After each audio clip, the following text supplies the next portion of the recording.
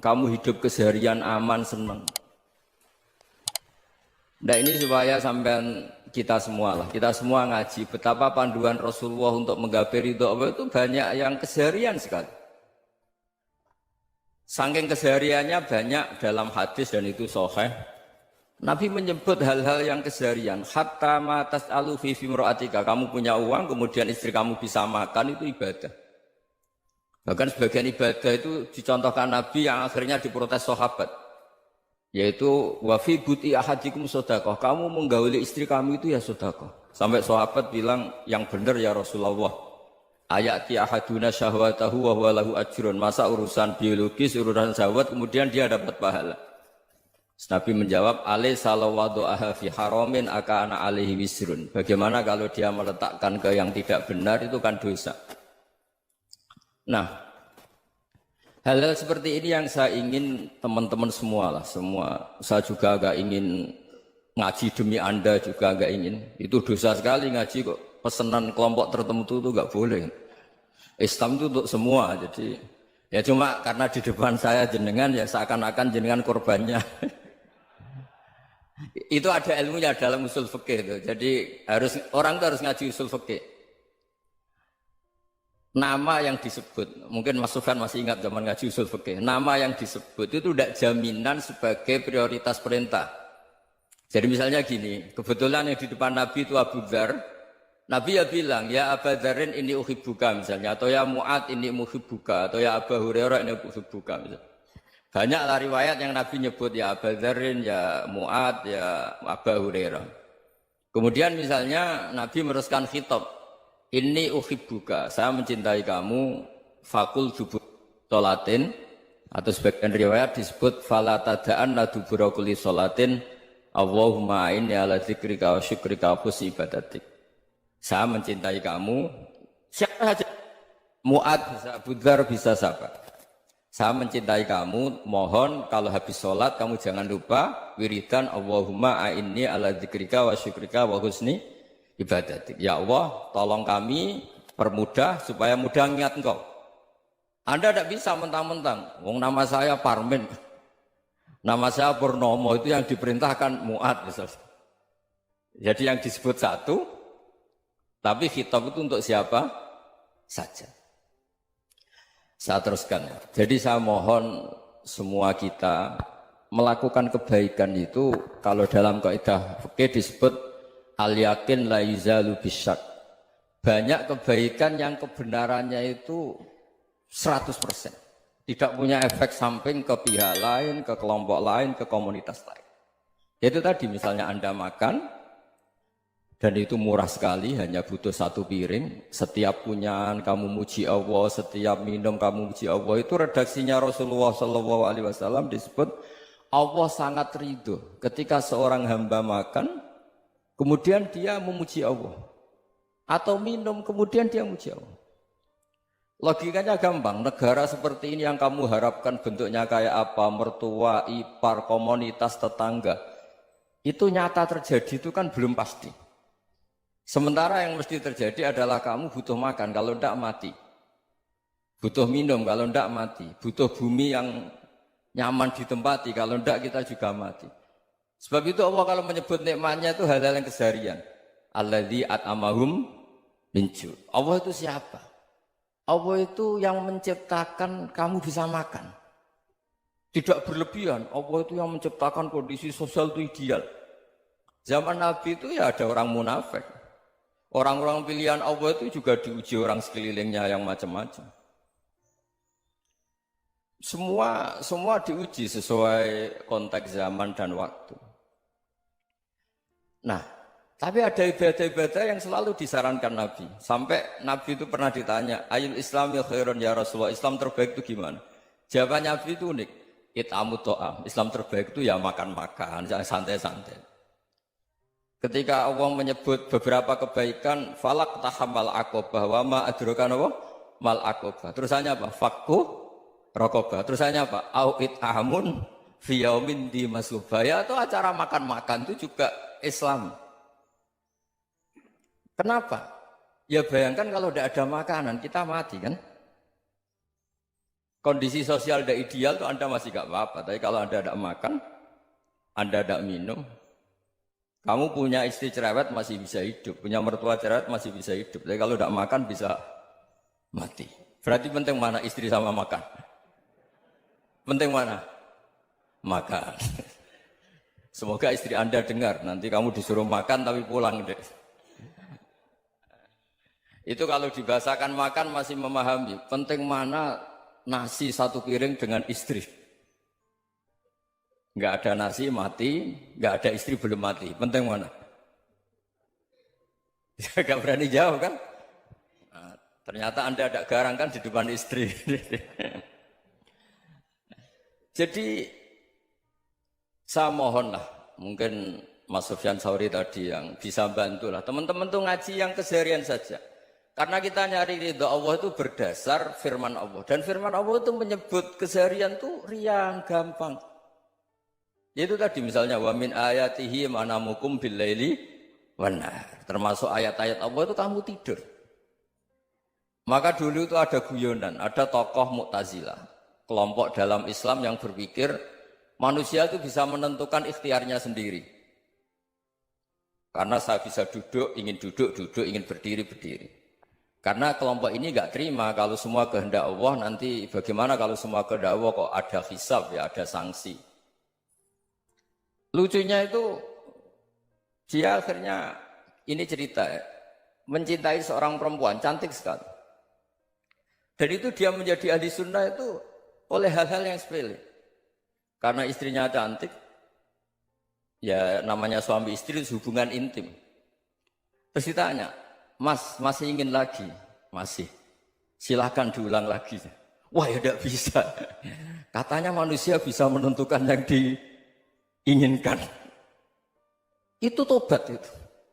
Itu nggak bisa ditobatkan Mas Sufyan Ats-Tsauri. Orang cantik yang mudah nobatkan orang itu orang cantik. Segampang itu. Akhirnya kita tahu, makanya kalau dalam kitab Hikam itu disebut Al-akil mayakul madha yaf'alu wahubi wal ghafil mayakul madha af'al. Orang yang punya akal karena sadar ini wilayah Allah, semua milik Tuhan, itu dia tiap hari berpikir besok Allah akan melakukan apa terhadap dunia ini. Kamu merencanakan sesuatu mau plesir ternyata gempa, mau wisata ke Rusia ternyata perang. Kamu tidak pernah tahu apa yang akan terjadi besok. Wa ma tadri nafsum madza taksibu ghadan. Tapi anda semua kita ini sering punya jadwal permanen. Makanya saya kalau diundang siapa saja, bisa takdir. Yang jelas Gus ini acara penting. Ya masih acara penting nak pangeran ngersakno piye? Kowe ape dadi pangeran, kamu kok mau jadi Tuhan? Itu kadang ya kiai. Penting Gus acara ini jenengan harus memastikan bisa. Loh kamu itu yang ngajarin tauhid, sesuatu itu biadillah kok bilang-bilang apa pasti. Kalau maksa terus tak tobatkan loh kamu kata saya itu. Ya kalau gitu Gus bilang insya Allah. Wah itu hati saya, fisik saya, roh saya sudah bilang insya Allah. Tidak usah kamu latih kata saya. Nah hal-hal tauhid keseharian itu gampang sebetulnya. Wal ghafil yaqulu madza af'al. Tapi orang yang lupa Allah dia setiap hari bilang besok apa? Kita bisa melakukan apa? Seakan-akan dia itu aktor, dia penting, dia subjek permanen, dia. Padahal kita ini hanya objek kehendak Allah Subhanahu wa taala. Karena kita yakin sesuatu yang terjadi di alam raya ini kita tidak bisa apa-apa. Makanya saya sering ngaji, sering bilang saya. Ketika Anda mensifati Allah, dia yang menghidupkan. Sudah itu tanamkan, sehingga ketika kita mati, santai saja.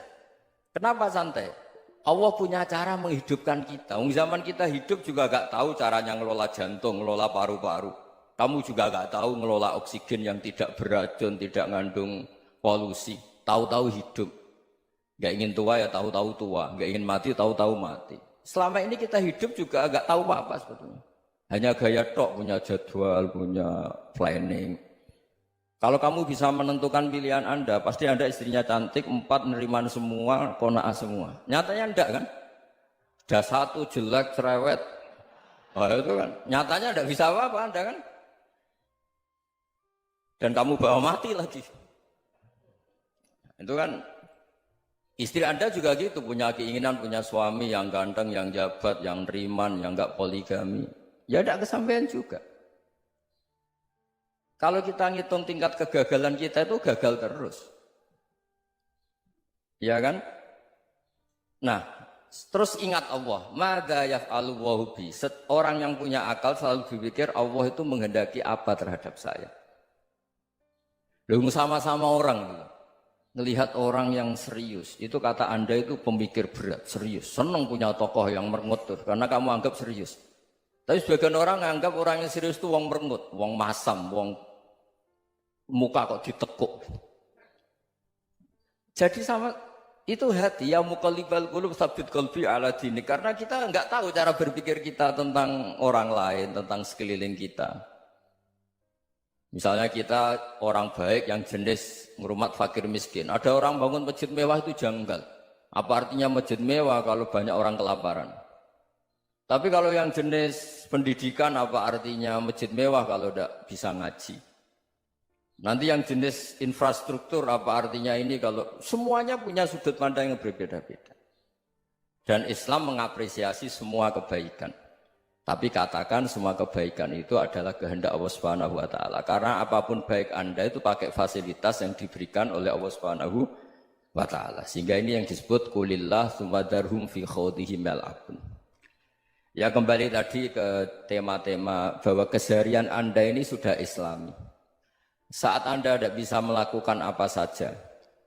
Saya sering ada jenazah, biasanya kalau tetangga meninggal saya sering disuruh ngelepas. Saya bilang orang ini baik karena sering ngelamun di rumah, sering nganggur di rumah. Ditanya sama anaknya, kenapa Gus nganggur baik? Ya kalau dia nganggur artinya juga agak berbuat sesuatu yang maksiat kan? Ya kan, orang nganggur di rumahnya ya tidak bunuh orang, tidak maling, tidak korupsi, ya namanya nganggur di rumah. Lah cuma istri cara pandang nganggur gak menghasilkan uang gitu. Tapi juga gak menghasilkan kriminal kan? Jadi sebenarnya Islam itu makanya kalau sampai ngaji usul fikih itu ada kitab usul fikih namanya Lubul Usul, itu terkenal sekali di pesantren itu. Itu kalau ngapresiasi keseharian itu luar biasa. Izma min mubahin illa wa yatahaqqaqu bihi tarku haramimma. Karena keseharian yang mubah saat Anda lakukan itu ada kehebatan yang luar biasa, yaitu meninggalkan haram. Makanya dulu banyak orang-orang alim ketemu temannya itu guyon sampai semalaman. Itu biasanya yang semangat Islam, itu kiai kok udah tahajud, kiai kok udah witir. Orang yang sedang mapan uangnya banyak, malam itu udah kelayaban itu sudah luar biasa. Melawan nafsu supaya tidak maksiat itu sudah luar biasa. Supaya lupa guyon sama temannya semalaman sampai subuh. Gejlok-gejlokan ngenang zaman miskin, zaman kuliah nggak jelas, zaman apa. Melihatnya jangan tarkut tahajud. Seperti ini meninggalkan tahajud, tapi meninggalnya ini talkul muharramat. Jadi kayak apa hebatnya? Sehingga Imam Ghazali punya riwayat yang agak unik. Hatta takuna ibadatu akhiri hadil ummah iku an-naum. Sehingga suatu saat ibadah terbaik umat ini itu tidur. Itu kan riwayat kontroversi. Ketika Imam Ghazali ditanya, kenapa iya? Kenapa kamu mulai keluar dari rumah itu sudah banyak maksiat? Melihat perempuan yang enggak mahram, melihat fenomena. Tapi kalau kamu tidur itu enggak melihat apa-apa. Tapi juga kamu jangan nganggap tidur itu ibadah betul. Saatnya melakukan fardu ain malah masih tidur. Tapi itu sudut pandang yang menjadikan kita Islam itu gampang. Jadi saat Anda tidak bisa aktivitas apa-apa, misalnya ada beberapa orang yang lumpuh. Lumpuh itu memang nggak bisa Jumatan, nggak bisa ibadah, tapi dia juga nggak bisa maksiat. Tidur itu memang Anda saat itu udah bisa tahajud, udah bisa witir, tapi saat itu ada zina, ada maling, ada gosipkan orang, ada bully orang, ada menanamkan kebencian, ada hasud. Sehingga tidur menurut Allah Ta'ala ya wa min ayatihi manamukum billaili apa?